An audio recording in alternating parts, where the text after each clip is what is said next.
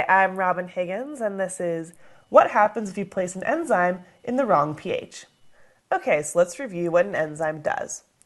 Well, let's say we have a reaction, and we want it to go from reactants to products over here.